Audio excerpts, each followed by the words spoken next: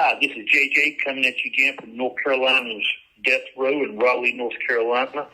And today I'm going to read an essay about music. It's called The Power in Music. Music has always played a big role in my life. When I was a child, my mama would bring out her 8-track player. It was made to carry like a suitcase. Open it up, and on one side was the speaker, the other side took the tapes. For those of you that don't know what an 8-track tape is, let me explain. It's big and clunky, thicker than a slice of bread, and a bit slimmer. Think of it like a huge cassette tape, as it is a precursor to the cassette.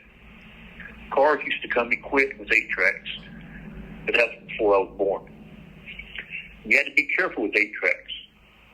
It had a tendency to get twisted, unspooled, broken, what have you. Many of the time I watched Mama patiently straighten out the tape and re-spool it. The 8-track player, ancient, temperamental, and the only surviving piece of my mama's childhood that I was aware of.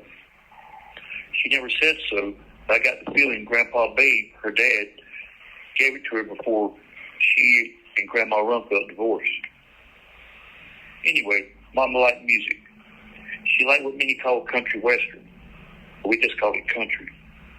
Country music back then consisted of George Jones, Willie Nelson, Loretta Lynn, Tanya Tucker, Johnny Cash, Dolly Parton, Conway Twitty, and the list goes on and on. To me, raised on it as I was, that's real country. I'm not a fan of the genre as it is these days. Not that those artists are in depth with their craft, but that I don't have a vested interest in it. 2 songs by Tanya Tucker were some of Mama's favorites. They were What's Your Mama's Name and Delta Dawn. They're now among my favorites. And, of course, Reba McEntire and the Judds were some of the best female singing to be found. Reba covered a song called Fancy that I just can't hear too many times. Great performer of Reba. As I grew older, I branched out from my mama's music and developed new tastes. When I was around 13, breakdancing was popular, as was the music that revolved around it. My cousin Sean turned me onto that. He was quite the breakdancer. They were on some Midnight Star or Nucleus, and he'd get the moving in ways I just never could. Then came battle rap. Roxanne Shante was a 14-year-old hellion. She made her mark in her genre. I still know those raps, most of them. The Real Roxanne, UTFO, Can't Go Kid, they were great. When I was 16, I left home and moved in with my cousin Donna's family. Among her tape collection was one by the group Styx, named for the river to the underworld. 2 songs were my favorite then, Mr. Roboto and Don't Let It End, off the album Kilroy's Here. I still know all the words, but the Japanese words in Mr. Roboto were not ones I could imitate well. However, Don't Let It In caused problems. I played that song over and over, so much that Donna took the tape and destroyed it. She hated that song. And here's a few lines of it, as I know she's listening.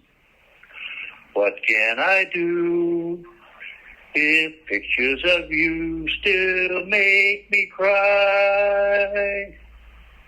Trying to live without your love is so hard to do. That's all you get. A year or so later, I had a job that had us eating lunch in a diner with a jukebox. There was a song by the off-screen artist Falco that I was wild about. Amadeus.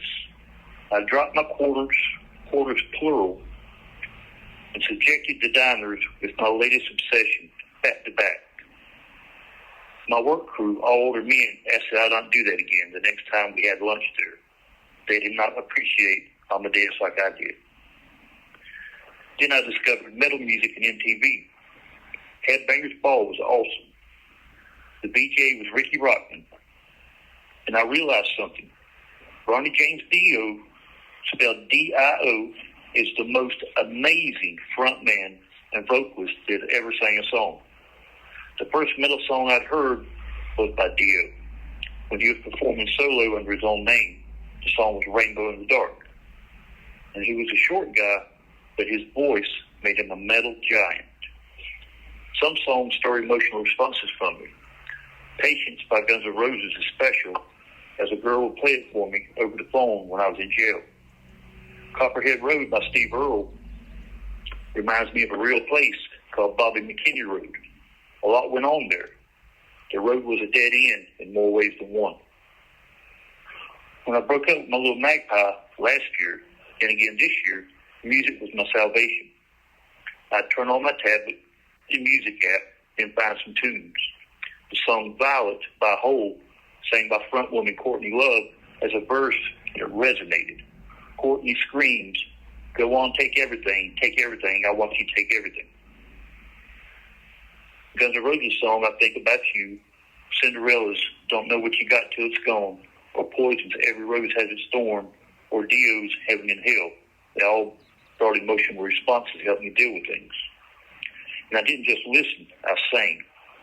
Or better yet, I screamed out my agony. Surprisingly enough, none of the guys on the pod told me to shut up. They knew that I was using music to allow the blood to clean out my wounds and start the healing process. At the same time I was doing this, Magpie was listening to a song called Home by the artist performing under the name Edith Whiskers. Never heard it myself, but she says that song reminds her of me. Very nice. As I said at the first, music has always played a big role in my life. It still does. I can't sing worth a damn, as you well know. But without music, I would be a lesser man, an incomplete man. And in closing, I gotta say that Freebird by Leonard Skinner, the song said to be the greatest rock song ever, really ain't. I always turn the dial when it comes on the radio. Stairway to Heaven by Led Zeppelin, however, might possibly be the greatest song of all times. The end.